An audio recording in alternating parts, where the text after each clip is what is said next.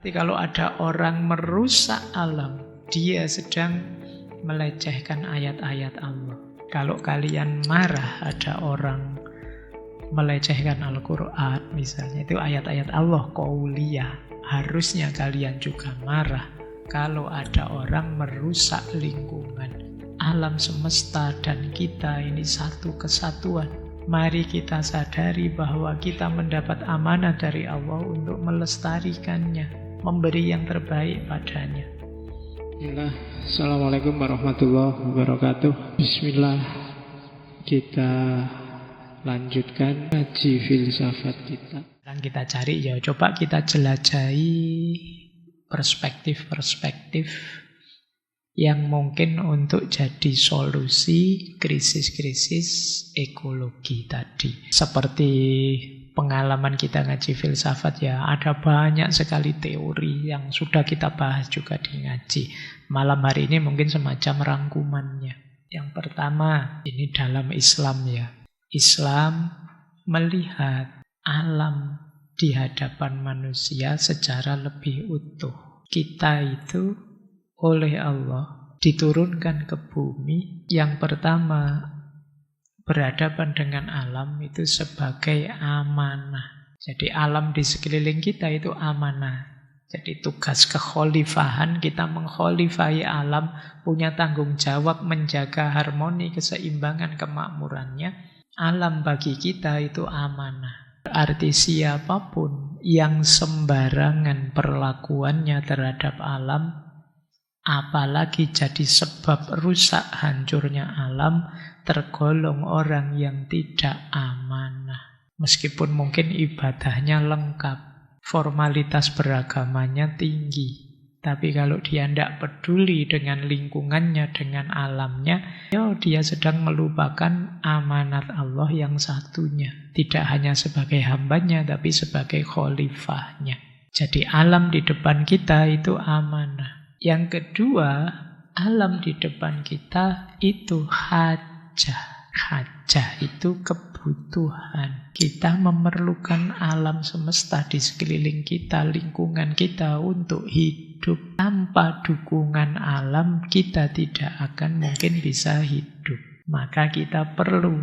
Kalau kita rusak, kita hancurkan, ya kita sedang menghancurkan sumber kehidupan kita. Katanya pinter, katanya cerdas, katanya makhluk berakal. Kok menghancurkan wadah hidupnya sendiri? Tidak sadar. Jadi makna alam di depan kita yang kedua itu hajah, kebutuhan. Nah, ada relasi yang ketiga. Ini sering disebut yang paling ideal.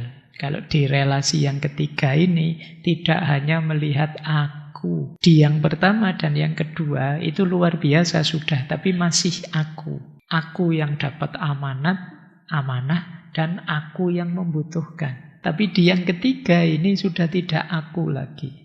Relasinya namanya mahabbah. Kita dengan alam itu hubungannya namanya cinta. Kata-kata cinta alam ini mungkin teman-teman yang pernah ikut pramuka masih hafal ya. Dasa Dharma pramuka, cinta alam. Meskipun ya kalian hafalnya di kalimat saja. Jadi cinta itu berarti aku tidak egois mikir kepentinganku dan tugasku saja. Aku juga memikirkan alam sekelilingku, kebutuhannya, nilainya aku hargai. Kepentingan kehadirannya aku akui. Ini namanya mahabbah. Mencintai. Baik, jadi kalau urusan cinta kalian mungkin lebih ahli ya, secara teori. Tapi saatnya dipraktekkan. Saatnya kalau kalian keluar-keluar melihat semesta di sekelilingmu, nyatakanlah cintamu padanya. Aku menyayangimu. Terhadap apa saja yang ada di sekelilingmu. Gunakan, kalau dalam Islam ada istilah Ainur Rohmah. Ainur Rohmah itu kacamata penuh kasih sayang. Kacamata penuh kasih sayang itu melihat apa saja. Kalian tidak egois membunyikan kepentinganmu, kebutuhanmu, sudut pandangmu, tapi kalian bertanya apa yang terbaik yang bisa aku berikan padanya. Ini namanya Ainur Rahmah. Kalau kata-kata apa yang terbaik yang membahagiakan dia. Kalau itu tindakan apa yang terbaik yang membuat dia gembira. Ini namanya Ainur Rahmah. Maka melihat alam pun lihatlah dengan Ainur Rahmah, dengan pandangan mata penuh cinta. Jadi sebelum engkau membuang sampah ke sungai, tataplah sungai itu dalam. Nyatakan cintamu padanya, nanti kamu tidak akan jadi buang sampah. Masuk pada yang dicintai aku lempari sampah. Masuk aku ngerusak pada yang aku nyatakan cintaku padanya. Ini hubungan mahabbah namanya. Meskipun tidak harus pakai teriak-teriak ya. Rasakan saja, hidupkan saja. Khawatirnya kamu nanti setelah ini keluar ada pohon-pohon. Wahai pohon, I love you. Wahai itu nanti. Ayo. Oke, tidak harus demonstratif itu. Tapi tunjukkan lewat tindakanmu. Baik, jadi ini perspektif Islam yang nanti kita tengok lagi. Saya lanjutkan. Ada banyak sekali perspektif. Ini saya kutip sedikit-sedikit ya. Teman-teman lengkapnya ini semua ada di ngaji filsafat sebelumnya. Misalnya ada Arne Naes, Deep Ekologi. Teorinya Naes adalah mari kita sadari kita bagian dari alam. Ini tadi sudah banyak kita jelaskan ya. Kita ini bagian dari alam, maka rusaknya alam ya rusaknya kita. Ada hubungan timbal balik. Bukan kita di atas alam, tapi kita bagian satu paket di alam. Angkara murka kita akan berefek pada rusaknya alam, dan rusaknya alam pada akhirnya akan kembali pada kita. Yang kedua, ada teori namanya Gaia. Gaia artinya bumi ya, bukan gaya. Tapi Gaia itu artinya bumi. James Lovelock dan Lynn Margulis. Mereka punya pandangan bahwa mari kita pahami bumi ini ya makhluk hidup, organisme raksasa yang ada mekanismenya. Kalau dalam Islam mungkin punya sunnatullahnya yang mengatur dirinya. Jangan GR bahwa yang makhluk hidup itu hanya manusia saja. Tidak. Bumi itu juga makhluknya Allah dan juga hidup. Kalau masyarakat zaman dulu menyebutnya dia juga punya jiwanya sendiri. Maka hargailah dia, perlakukan dia sebagai subjek juga yang bernilai, berjiwa. Nah, ini pandangan Gaia namanya, bahwa bumi ini juga makhluk tersendiri. Atau Taoisme punya konsep Wu Wei. Kalau ini dulu ya kita belajar di Taoisme itu bagaimana kita hidup selaras dengan alam. Bukan melawan arusnya. Itulah manusia yang bijak.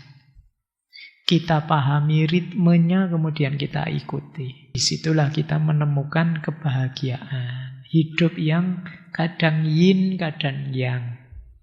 Kadang siang, kadang malam, kadang panas, kadang dingin. Kita ikuti saja ritmenya, hidup kita akan damai, tenang. Yang membuat hidup kacau hari ini banyak orang yang melawan arus alamiah hidup ini. Jadi mungkin terlalu serakah, mungkin terlalu takut menghadapi hidup, mungkin terlalu cemas membayangkan masa depan. Sehingga terus menghancurkan ritme hidup, ritme alaminya. Dan yang memang bisa melakukan itu manusia. Baik, Taoisme juga pernah kita bahas. Ada lagi yang pernah kita bahas, ekofeminisme, Vandana Shiva. Yang pernah kita bahas Shiva ya. Karen Warren juga Mary Daly kapan-kapan. Kata beliau, eksploitasi terhadap alam itu sejajar dengan penindasan terhadap perempuan. Kenapa begitu? Cara berpikirnya begini. Dalam satu budaya yang sifatnya patriarki, laki-laki merasa subjek. Tadi kan alam diposisikan sebagai objek. Manusia merasa subjek. Di masyarakat patriarki, nasibnya perempuan sama. Perempuan juga diposisikan sebagai objek. Jadi perempuan diobjekkan, alam juga diobjekkan. Akhirnya apa? Ya, jatuhnya sama-sama eksploitatif, sama-sama menindas, mengobjektivasi alam dan perempuan. Ini reasoning yang pertama. Dasar selanjutnya, kenapa dihubungkan dengan perempuan? Hancurnya alam itu sebagian besar efek yang paling berat kena di perempuan. Kenapa? Perempuan yang lebih dekat dengan unsur alam. Mungkin urusan masak-memasak di rumah. Mungkin urusan tanam-menanam. Mungkin ada banyak aspek hidup perempuan yang dekat dengan alam. Ini argumen kedua. Alasan ketiga. Alam itu sering disimbolkan sebagai yin. Kalau di depan manusia yang disimbolkan yang. Posisi yin ini, feminin ini, tentu saja lebih dekat dengan perempuan. Jadi yang satu yang maskulin sumbernya kemajuan, penaklukan, kemenangan, dan lain sebagainya. Sementara yang perempuan dekat dengan empati, kemudian pengasuhan, kesabaran, dan lain sebagainya. Ini kan sisi yin yang disimbolkan feminin. Nah, rusaknya alam karena mindset patriarki tadi. Mindset ingin unggul, ingin menang, ingin sukses, ingin. Yang bisa mengimbangi apa? Mindset feminin. Empati, kasih sayang, sabar, mengasuh. Dan yang punya perempuan. Ini ya, kalau dihubungkan dengan perempuan. Makanya bidangnya namanya ekofeminisme. Silakan yang tertarik, wacana-wacana hubungan antara rusaknya alam dengan feminisme. Ternyata dekat sejak awal tadi, ada beberapa perspektif. Baik, saya lanjutkan. Ini juga perspektif khas. Dulu pernah kita bahas ekosofi. Sayyid Hussein Nasr. Kata beliau, krisis hari ini muncul karena manusia melihat alam hanya sebagai alat saja untuk memenuhi kebutuhannya. Istilah beliau terjadi sekularisasi. Alam itu hanya dianggap variabel duniawi untuk memenuhi kebutuhan manusia. Yang ini berbeda dengan masyarakat zaman dulu. Masyarakat zaman dulu, mereka sangat menghormati alam. Mereka dalam tanda petik menganggap alam itu sakral, tidak boleh sembarangan. Kalau dalam Islam, alam adalah bagian dari ayat-ayat Allah. Tidak sekedar sumber daya untuk dimanfaatkan manusia. Dia ayat, kita bisa belajar ngambil iktibar dari sana. Jadi ini gaya Sayyid Hussein Nasr dengan ekosofinya. Berarti kalau ada orang merusak alam, dia sedang melecehkan ayat-ayat Allah. Kalau kalian marah ada orang melecehkan Al-Quran misalnya, itu ayat-ayat Allah qauliyah. Harusnya kalian juga marah kalau ada orang merusak lingkungan. Karena itu juga ayat-ayat Allah yang kauniyah. Sebenarnya ya kezaliman jenis apapun pada apapun itu sesuatu yang harusnya kalian marah. Karena apapun itu hakikatnya ya ayat-ayatnya Allah. Oke, baik. Ditunggu sampai selesai iklannya. Baik ya, jadi ini ekosofi. Proyeknya ekosofi itu melakukan istilahnya ya rekonsakralisasi. Rekonstruksi ulang dan resakralisasi. Kesadaran kita. Yuk kita hargai alam itu sebagai dirinya, tidak sekedar pemuas kebutuhan kita. Ini namanya ekosofi. Silakan teman-teman kembali pada dulu Sayyid Hussein Nasr ya. Beliau dulu pernah kita bahas antara lain di Saintia Sakra yang berhubungan juga dengan ekosofi ini. Ada kalimat yang masih saya ingat dari beliau. Masyarakat zaman dulu itu lebih memperlakukan alam sebagai istri. Sementara masyarakat hari ini itu lebih memperlakukan alam sebagai prostitut. Ngerti bedanya ya? Kalau istri, iya, dipakai, dinikmati, tapi juga bahasa Jawanya diopeni, dijaga, dirawat. Sementara kalau prostitut, ya dinikmati saja, terus tidak dipedulikan. Kita pada alam sering seperti perilakuan kita pada prostitut. Kok kita ya, wong tidak pernah kan kita ya. Tapi seperti itu kelakuannya orang pada prostitut. Ingin cari nikmatnya saja, terus selesai. Diabaikan. Nah itu gambaran perlakuan kita hari ini pada alam. Maka nanti ada perspektif lain.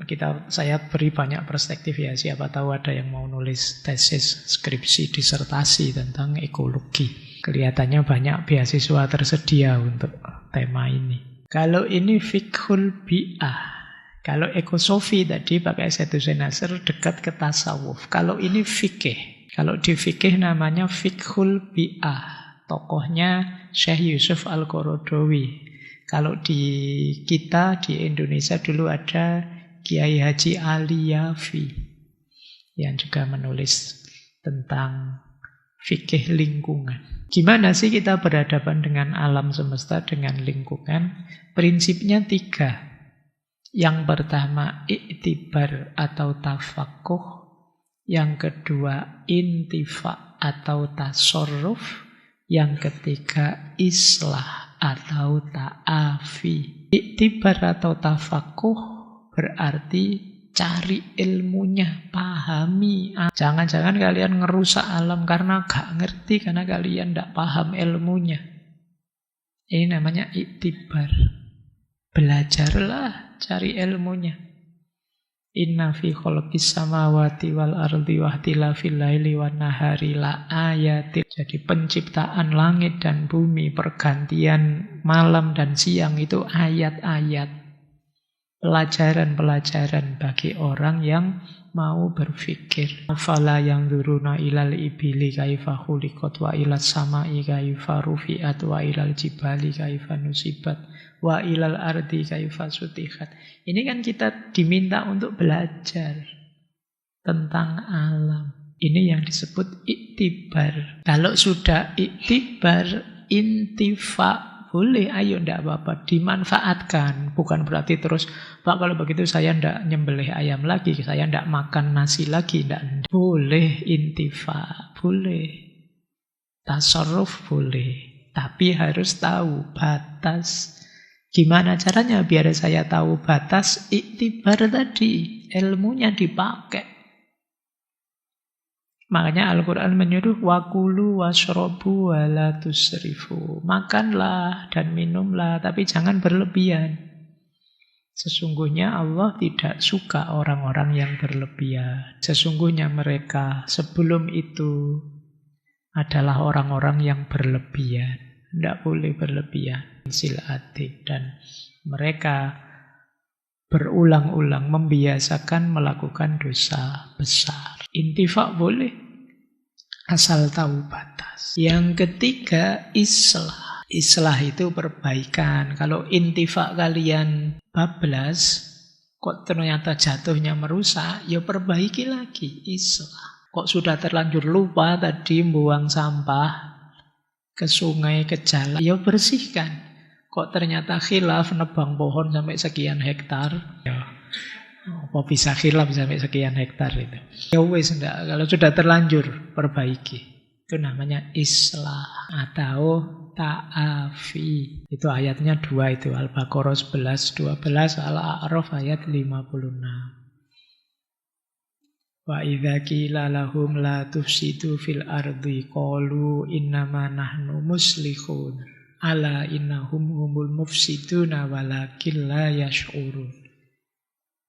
Jadi ketika diingatkan pada orang-orang itu, mbok jangan merusak di bumi, mereka berkata, loh kami ini tidak merusak, kami ini melakukan kebaikan. Ala innahum humul mufsidun. Nggak, mereka itu memang orang-orang yang merusak tetapi mereka tidak sadar. Kalau sudah terlanjur merusak tapi tidak sadar, ya perbaiki lagi. Baik ya.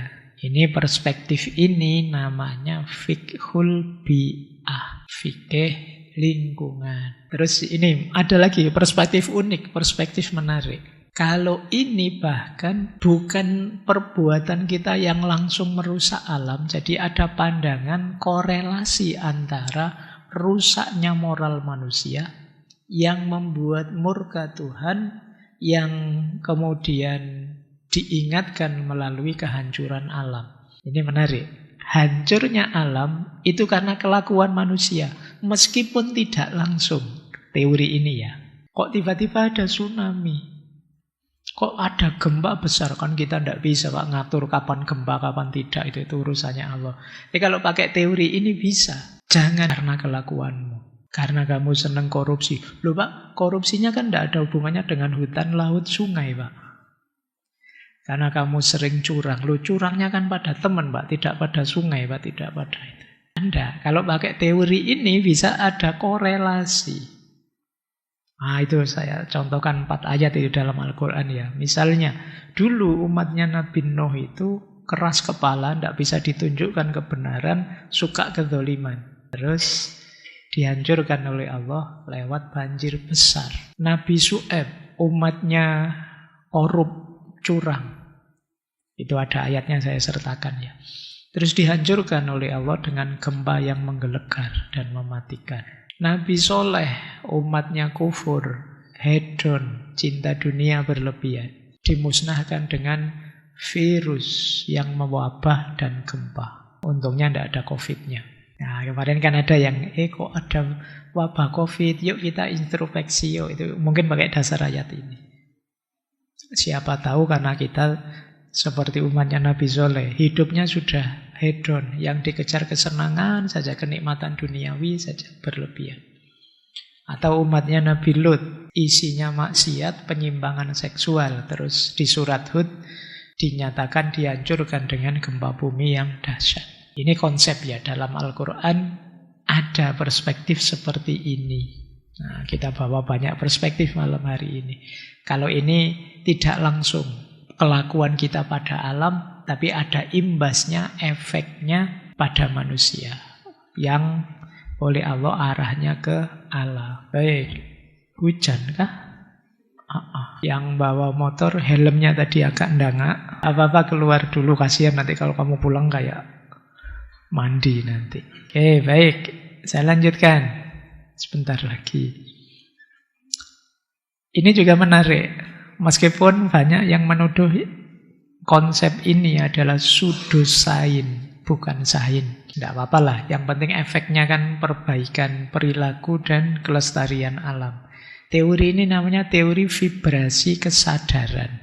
Tokohnya David Hawkins dan Greg Braden.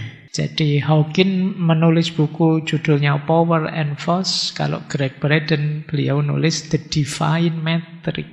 Jadi teorinya apa? Vibrasi kesadaran kita, frekuensi kita, itu berpengaruh pada alam. Kalau kita ini penuh rasa syukur, cinta, kasih sayang, kita baik-baik, ya alam juga baik-baik. Tapi kalau kita isinya rakus, kemarahan, kezaliman, vibrasi kita rendah. Dan itu akan mengacaukan sekeliling kita. Ketika manusia secara kolektif serakah, semuanya keras, semuanya ingin menang sendiri, ya resonansinya, getarannya akan mengganggu energi medan lingkungan di sekelilingnya. Ini namanya teori vibrasi kesadaran. Itu mirip kayak gini loh. Kalau kalian dekat temanmu yang sedang senang, yang dia terus senyum, terus kamu ikut senang kan. Tapi begitu kamu dekat temanmu yang sedang marah, ngamuk, sedang baper akut, kamu juga gelisah dekat dia. Dia sedang marah, frekuensinya mengganggumu. Loh itu kalau di teori ini, pada alam juga begitu.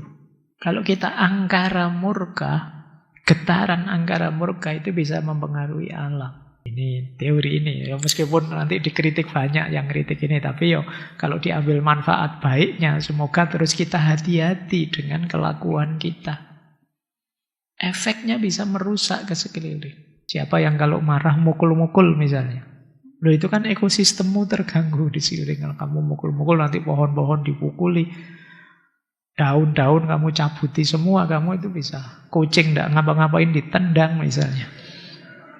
Loh itu ya contoh sederhananya begitu. Nah, ada satu contoh yang sering sekali dibahas orang, meskipun ya kontroversi pro kontra. Mungkin teman-teman pernah baca penelitiannya Masaru Emoto tentang air. Yang dia neliti, melakukan eksperimen air, yang satu air itu dibaca kata-kata yang penuh kasih sayang, penuh cinta. Yang satu air ini diperdengankan terus kata-kata kebencian. Mungkin air yang satu dikasih kalimat I love you, I miss you. Yang satu dipisu-pisui terus. Loh itu ternyata setelah diteliti kristalnya gambarnya beda. Kristal air yang dikasih kalimat-kalimat indah itu kristalnya lebih indah, terbentuk secara indah. Kalau yang pakai kata-kata kotor, dia juga tidak bentuk kacau. Ini gambaran gampangnya ya, teori vibrasi kesadaran. Jadi ini yang makanya saya pakai kalimat perspektif alternatif. Ada banyak jalan kita bisa melihat, mencari strategi bagaimana mengatasi krisis ekologi tadi. Ada lagi kalau ini yang paling terkenal, kearifan spiritual. Seperti tadi saya contohkan ya, bagaimana simbah-simbah kita, nenek moyang kita begitu peduli, menganggap sakral dalam tanda petik. Sakral itu tidak harus kemudian disembah, tapi dihormati. Ya, sakral itu artinya suci, tapi kan tidak selalu disakralkan berarti disembah. Dihormati. Kayak kalian kalau habis wudhu terus mau naik ke masjid kan ada tulisannya batas suci. Bukan berarti kan kamu terus nyembah tegelnya atau keramiknya kan. Maksudnya mulai dihormati, dihargai. Masjid ini suci loh, sakral. Bukan berarti kalian nyembah masjid kan. Tapi kalian hormati. Kalian tidak sembarangan kalau sudah masuk masjid. Hal yang sama lakukan pada alam. Kalimat sakral ini menarik ya. Kan ada yang kemarin menafsirkannya sakral berarti disembah, tidak juga. Maka kalian cium tangan menghormati gurumu itu bukan berarti nyembah gurumu, tapi menghormati. Oke. Nah, kita punya di Nusantara ini ada banyak budaya-budaya yang mungkin bisa kita tiru. Bagaimana mereka menghargai alam. Ada kalau di daerah-daerah tertentu ada pamali-pamali. Itu nanti hubungannya dengan alam. Kita punya suku-suku, misalnya ada Dayak, ada Baduy, ada Bali, termasuk Jawa dengan pandangan-pandangan kosmologisnya. Kalau ada gunung meletus di mana alam sedang marah loh. Itu kalau pakai paradigma modern, mana bisa alam marah itu. Alam itu ya materi saja, gimana dia bisa marah. Enggak, kalau di masyarakat tradisional bisa membaca seperti itu. Bahkan di Indian Amerika lama, tadi saya baca ada istilah Mitakuye Oyasin. Mitakuye Oyasin itu all my relation. Segala hal di sekeliling kita itu satu keluarga.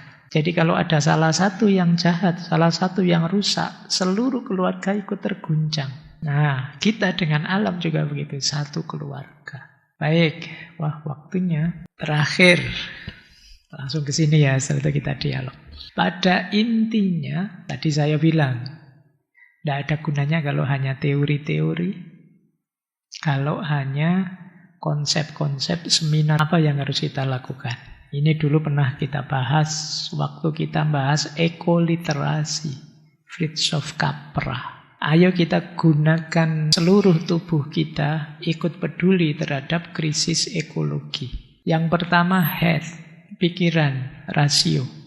Yang kedua heart, hati, perasaan. Yang ketiga hand, tindakan, perbuatan. Dan yang keempat spirit, jiwa. Kesadaran spiritual. Head, pikiran. Ini kognitif. Yang kita lakukan apa? Cari ilmu. Jadi gunakan pengetahuan, ilmu, kesadaran kritis untuk memahami lingkungan. Belajarlah tentang perubahan iklim, belajarlah tentang penggunaan plastik, belajarlah tentang bikin rumah yang ramah lingkungan, belajarlah tentang kebiasaan-kebiasaan yang positif terhadap lingkungan. Itu head. Setelah itu heart, hatimu. Tumbuhkan empatik, rasa cinta, rasa peduli terhadap alam. Seperti tadi saya bilang, relasi paling tingginya ada di cinta. Rasakan indahnya alam, rasakan indahnya hutan. Ikutlah bersedih kalau ada perusahaan, ikutlah bersedih kalau ada sungai tercemar. Ikutlah gembira kalau ada orang menanam pohon kembali. Kalau ada alam yang jadi baik, itu heart. Libatkan perasaan. Yang ketiga, hand. Kalau ini jelas ya. Ubah kesadaran ke dalam aksi nyata. Kurangi sampah, tanam pohon, hemat energi. Ikutlah kerja bakti. Bersihkan lingkunganmu, itu hand. Kemudian spirit. Spirit itu mari kita sadari bahwa alam semesta dan kita ini satu kesatuan. Mari kita sadari bahwa kita mendapat amanah dari Allah untuk melestarikannya, memberi yang terbaik padanya. Mari kita sadari alam adalah cerminan Tuhan dan sekaligus ayat-ayat Tuhan. Inilah spirit. Jadi manfaatkan 4 aspek ini.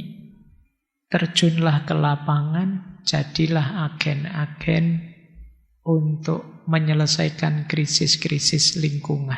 Jangan diam saja. Kata Albert Einstein, dunia tidak akan hancur oleh orang-orang jahat, tetapi oleh mereka yang melihat kejahatan itu tanpa melakukan apapun. Loh Pak, kalau orangnya jahat semua kan nanti hancur juga enggak. Orang jahat itu pasti jumlahnya tidak sebanyak orang baik kalau dihitung.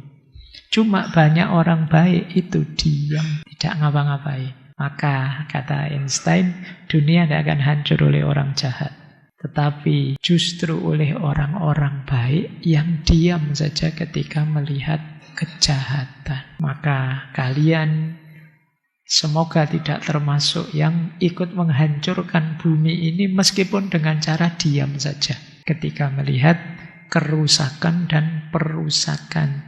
Tentu saja berjuanglah, bertindaklah semampumu di ruang yang bisa kalian jalani.